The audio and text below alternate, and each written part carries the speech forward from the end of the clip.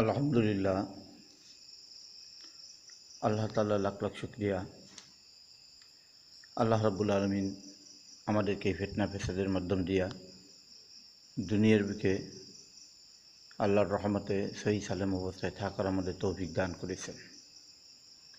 আজ আমরা যারা দুনিয়ার বুকে জীবিত আছি, আল্লাহ রাব্বুল আলামিন প্রত্যেকটা মানুষদেরকে উদ্দেশ্য করে বলেন, হে সমস্ত মানব জাতিরা, তোমাদেরকে আমি আল্লাহ রাব্বুল আলামিন আশরাফুল মাখলুকাত করে তৈরি করেছি।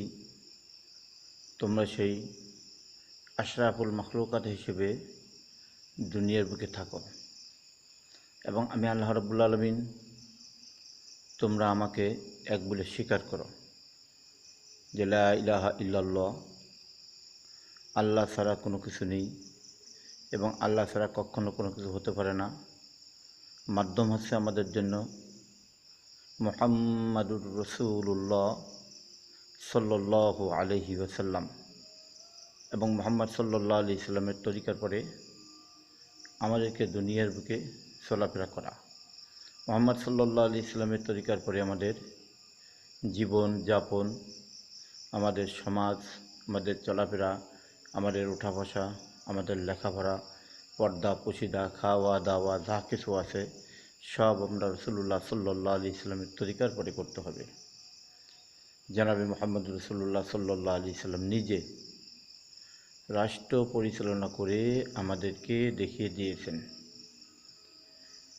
জনাবে মুহাম্মদ রাসূলুল্লাহ সাল্লাল্লাহু আলাইহি সাল্লামের কথার ভিতরে কথিত আছে, এটা হাদিস শরীফের ভিতরে আছে, সত্য ঘটনা। মুহাম্মদ সাল্লাল্লাহু আলাইহি সাল্লামকে একজন মহিলা, যেখানে রাসূলুল্লাহ সাল্লাল্লাহু আলাইহি সাল্লাম হাঁটাচলা করতেন, এখানে কাটা করে রাখতেন একটা মহিলা।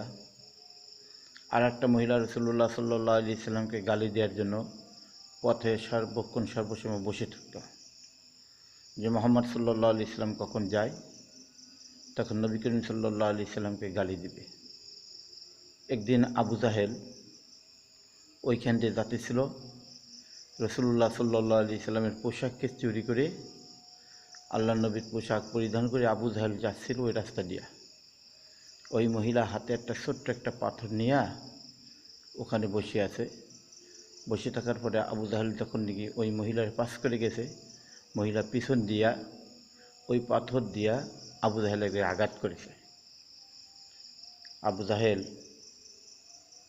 চিন্তা করলেন, হ্যাঁ কী হলো ব্যাপারটা, এই মহিলা আমার গায়ে আঘাত করলো, এই মহিলার এত বড় শক্তি সাহস হয়ে গেছে। আজকে মহিলার কাছে আসছে আর কি, মহিলার পিঠের পরে আবু জাহেল আঘাত করছে পা দিয়া। যখন পা দিয়ে আঘাত করছে, মহিলা তখন চিৎকার করে বলতেছে, অখোদা কী হলো ব্যাপার, তুমি বলে রহমতুল্লিল আলমিন দুনিয়ার বুকে দেখছো, আর সে আজকে আমার পা দিয়ে আঘাত করলো। আবু জাহেল বলতেছে, মহিলা তুমি কে, আমাকে চেনো, আমি কে? কখন না তো আমি চিনি না, তুমি কে? বলে আমি আবু জাহেল। কাজারের লম্পট, আমি তো বুঝতে পারিনি, আমি তোর দলভুক্ত হইয়া প্রত্যেক দিন সকাল এবং বিকালে এই পাথরটা নিয়ে এখানে বসে থাকি, আর মুহাম্মদ সাল্লাল্লাহু আলাইহি সাল্লাম এখান থেকে যাওয়া আসা করে, আমি তার পিছনে এই পাথর দিয়ে একটা আঘাত করি, আর সে পাথর দিক তাকাইয়া শুধু ইন্না লিল্লাহ বলে হাঁটা দেয় আর দাঁড়ায় না। আরে লম্পট, আমি তোর দলভুক্ত হইয়া আবদুল্লাহর পুরা মুহাম্মদ সাল্লাল্লাহু আলাইহি সাল্লামের গায়ে আঘাত করি, আর মুহাম্মদ সাল্লাল্লাহু আলাইহি সাল্লাম আমাকে দেখলি বলে, বুড়িমা আপনি কেমন আছেন, আর আজকে আমি তোর গায়ে একটা, তোর দলভুক্ত হয়ে আমি মুহাম্মদ সাল্লাল্লাহু আলাইহি সাল্লামের গায়ে আঘাত করি, তার পোশাক তোর গায়ে পরিধান করা দেখে আমি মনে করেছি যে আবদুল্লাহ পুল্লাহ মুহাম্মদ সাল্লাল্লাহু আলাইহি সাল্লাম এখানে যাচ্ছে, আর আমি তার গায়ে একটা আঘাত করলাম, আর তুমি আসি আমাকে এরকমভাবে মাঠ শুরু করে দিলে। তাই তুমি এত বড় লম্পট আর তুমি এত বড় শয়তান, এটা আমি বুঝতে পারতাম না।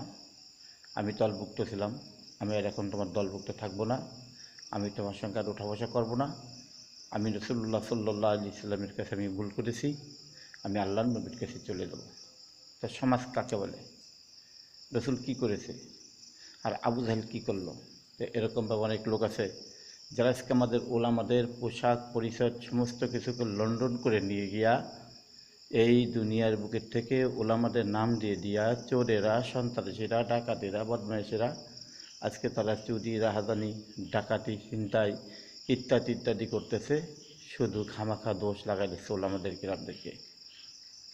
আমি আমার সমস্ত মানুষদেরকে আহ্বান করে বলতে চাই যে আপনারা সত্যটাকে যাচাই বাছাই করবেন। যাদের মাথায় টুপি আছে, যারা তামা গায়ে দেয়, যারা নামাজ পড়ে, যারা কোরআন তেলাওয়াত করে, যারা রসুল্লাহ সাল্লাহ আলি ইসলামের পর তরিকার পরে চলে, এরা কখনো মানুষদেরকে জ্বালাও পোড়াও কষ্ট দুঃখ কোনো কিছু দিতে পারে না। যেহেতু এদের ভিতরে আল্লাহর কোরআন রয়েছে, এদের আল্লাহকে এরা ভয় করে। এই জন্য ভাই আসুন আমরা আমাদের সমাজটাকে সঠিকভাবে পরিচালনা করে গঠন করি। আমাদের ভবিষ্যতে আমাদের ছেলে মেয়েদেরকে আমরা লেখাপড়া শিক্ষা করাই, কোরআন তেলাওয়াত করাই, নামাজ পড়া শিক্ষা করাই, সব কিছুকে শিক্ষা করা নিয়ে আমাদের অবশ্যই প্রয়োজন আছে। আল্লাহ আমাদের প্রত্যেকটা আমাদের সমাজকে সঠিকভাবে পরিচালনা করা এবং গঠন করার তৌফিক দান করুক। আমিন।